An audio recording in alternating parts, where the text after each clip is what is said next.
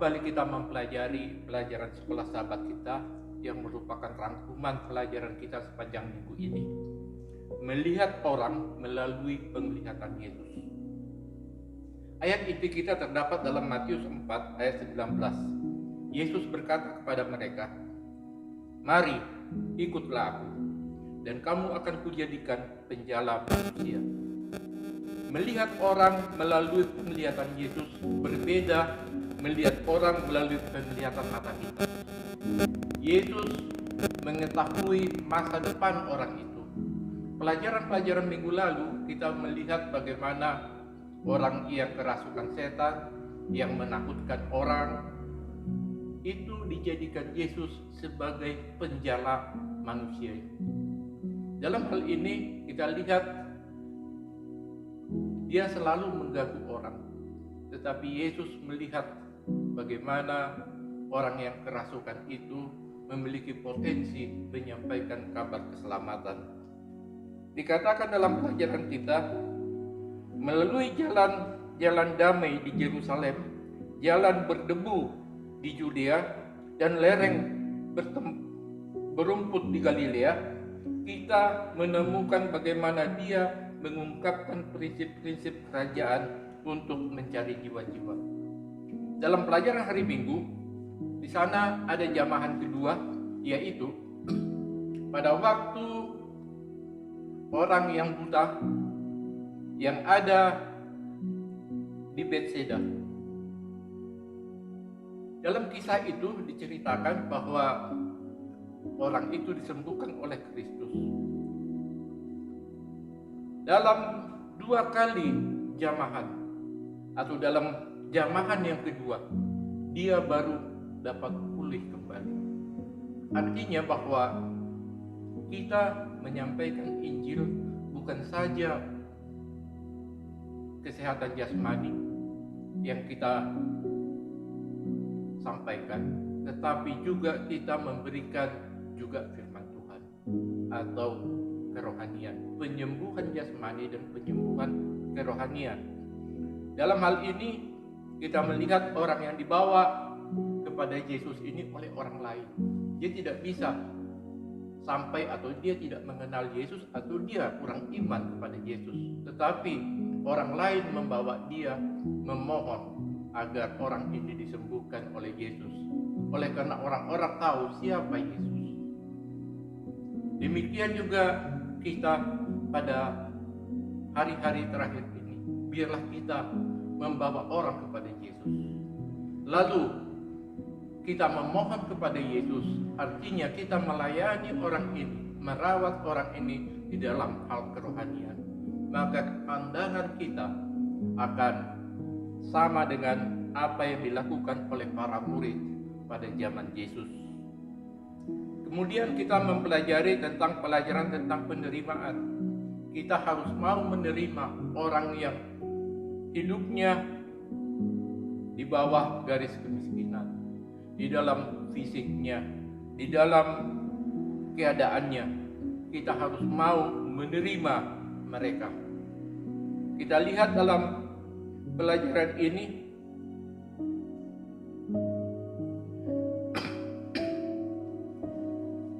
pelajaran kekal yang disampaikan oleh Ellen G. White. Mereka memiliki roh Kristus akan melihat semua orang melalui mata belas kasih ilahi.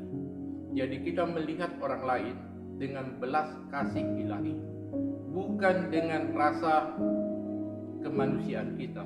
Oleh karena kalau itu terjadi, maka kasih kita itu tidaklah murni, tetapi melalui belas kasih ilahi. Manusia itu sama di hadapan Allah. Apakah dia kaya, apakah dia miskin, apakah dia besar atau dia kecil, orang tua ataupun anak-anak, di mata Yesus mereka sama. Oleh karena itu mereka memerlukan keselamatan dan pengenalan akan Allah. Pelajaran hari Selasa, mulailah di mana Anda berada. Bila mana di dalam ayat Alkitab ada diajarkan agar mereka mengajar murid-muridnya di Yerusalem, di Samaria, di Yudea, dan di ujung bumi, maka yang praktis sekarang ini adalah mulailah kita menyampaikan Injil di mana kita berada. Itulah lingkungan kita yang realitasnya benar-benar kita lihat bagaimana mereka hidup di dalam kegelapan. Kita menyampaikan kepada mereka bukan saja Injil yang benar, tetapi kita mencoba mengatasi bagaimana permasalahan hidup mereka. Mungkin melalui bantuan sosial, mungkin juga bantuan nasihat, tetapi kita dapat melakukannya terlebih dahulu kebutuhan hidupnya. Sebab sehat jasmani tentu sehat rohaninya. Jadi Yesus melihat hal itu pada saat Andreas membawa 5 ketur roti dan 2 ekor ikan, dan Andreas menyampaikan bahwa orang banyak itu telah lapar. Bila mana kita membawa hal yang kecil kepada Yesus, maka Yesus akan menjadikan itu besar. Apabila kita melihat bagaimana Yesus memberikan kebutuhan hidup mereka pada hari itu, pada jam itu, memberi makan 5.000 orang, masih sisa 12 keranjang di dalam tempat roti tadi. Lalu bagaimana menghadapi orang yang sulit? Kita tahu bahwa penginjilan itu melalui kuasa Roh Kudus. Kita hanya menyampaikannya kepada Yesus. Yesus yang bekerja melalui Roh Kudus di dalam orang itu. Kita lihat bagaimana Paulus, dia orang yang kejam, dia menganiaya orang, tetapi Yesus menyentuh dia. Paulus menjadi pengikut Kristus yang setia. Kita lihat di sini orang-orang beranggapan bahwa orang ini tidak layak menjadi pengikut Kristus, tetapi Yesus melihat potensi yang ada di dalam diri orang itu.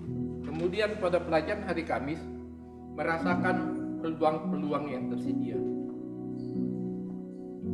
Banyak kali kita menggunakan peluang-peluang dengan sia-sia, tetapi biarlah kita menggunakan peluang-peluang yang ada untuk penginjilan. 2 Korintus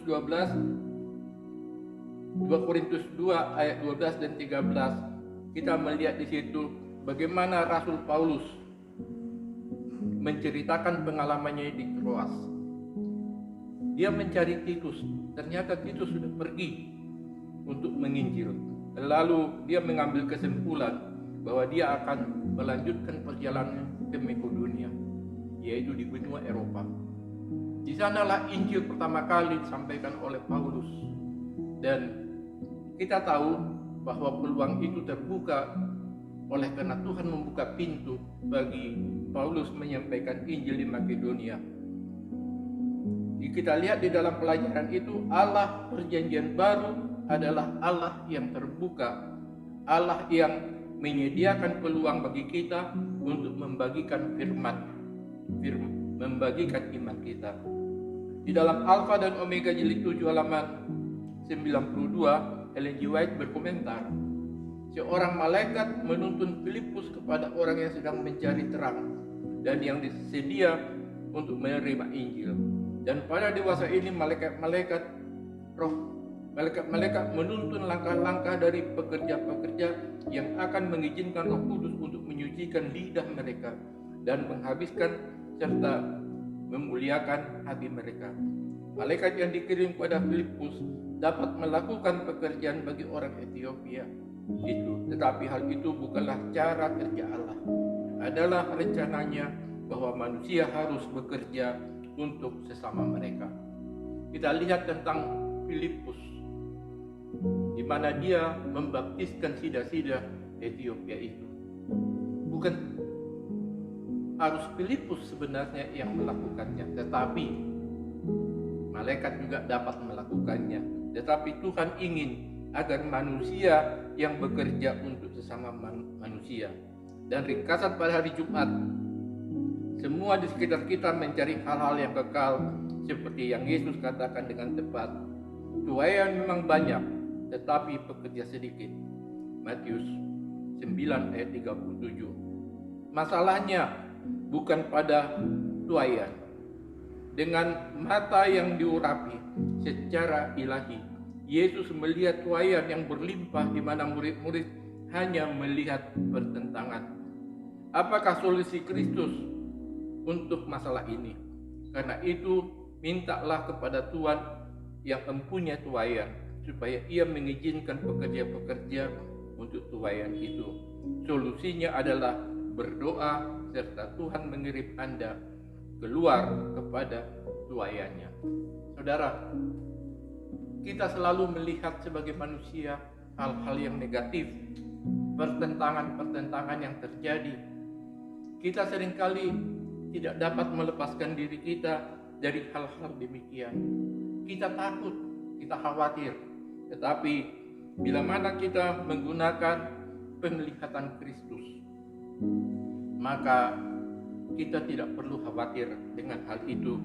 Karena dikatakan tuaian memang banyak, tetapi pekerja sedikit. Pekerja yang masih ragu-ragu, pekerja yang belum siap untuk menyampaikan firman Tuhan. Dan bila mana pertentangan terjadi, dia khawatir dan dia tidak berani untuk menyampaikan kebenaran.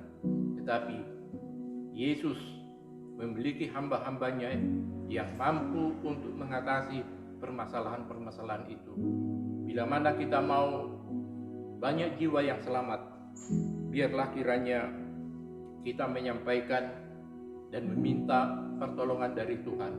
Kita berdoa kepada Tuhan agar Tuhan mengirimkan kita keluar kepada tuaiannya. Kita tidak tahu siapa yang akan kita datangkan, kita datangi, tetapi kita percaya bahwa Tuhan akan mempertemukan kita dengan orang-orang yang mencari Tuhan. Mereka rindu untuk mengetahui siapa Allah itu dan apa rencananya untuk kita pada masa yang akan datang. Inilah pelajaran ringkasan daripada 11 sahabat kita, agar kita berserah kepada Tuhan dan kita memohon kepada Tuhan agar kita bijaksana di dalam menyampaikan firman. Mereka yang terbuka dengan Injil, dengan mudah kita dapat membawa dia kepada Yesus. Tetapi bila mana memang sukar, biarlah kiranya Tuhan yang bekerja. Kita doakan semoga dia memiliki satu kerinduan untuk bersama dengan Tuhan pada suatu hari kelak melalui penginjilan yang kita lakukan. Tuhan memberkati kita.